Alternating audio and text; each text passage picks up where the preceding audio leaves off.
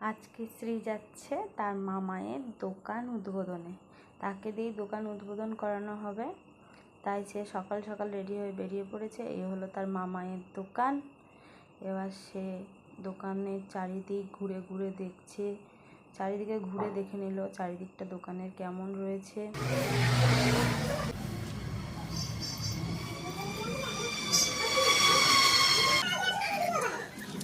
চারিদিকটা দোকানের ঘুরে নেওয়ার পর সে দুষ্টুমি করতে শুরু করেছে। এই দুষ্টুমি করতে করতে একবার সে পড়ে গিয়েছে আর তার গালে লেগেছে, গালের জায়গাটা নীল হয়ে গেছিলো প্রচণ্ড কান্নাকাটির পর।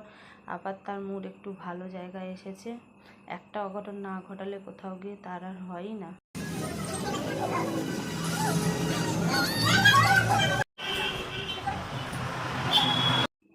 ভালো করে পুজোটাও ঠিকঠাক করতে দিচ্ছে না। এবার সে বসেছে দিদুনের সাথে পুজো দিতে। একবার ঘন্টা বাজাচ্ছে, একবার কাসর বাজাচ্ছে, একবার প্রদীপ নিয়ে টানছে। তারপর সে চলে এলো মামায়ের দোকানটা সাজিয়ে দেবে। সে কিভাবে সাজাবে সে আর ভেবে পাচ্ছে না। তারপর তার দিদুন একটা চকলেট দিল, এবার সে ওই চকলেটটা খাবে।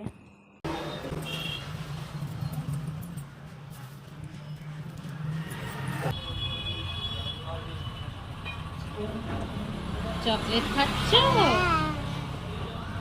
খাও খাও আবার খাও।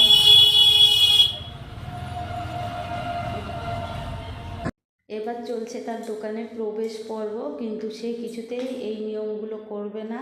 কিন্তু তাকে দিয়ে তার দিদুন আর মামাই করাতে লাগলো, প্রথমে জোর করে, তারপর তার ভালো লাগতে লাগলো বলে সে নিজে থেকে করতে লাগলো। কিন্তু এটা করে শেষে সে আনন্দও পেয়েছে অনেক। কই দিদি, কই দিদি তোমার? এটা দিদি, ওটা দিদি। দোকান উদ্বোধনে এসছে কিন্তু দোকান আর উদ্বোধন করতে দেয়নি, এত কান্না কাটি।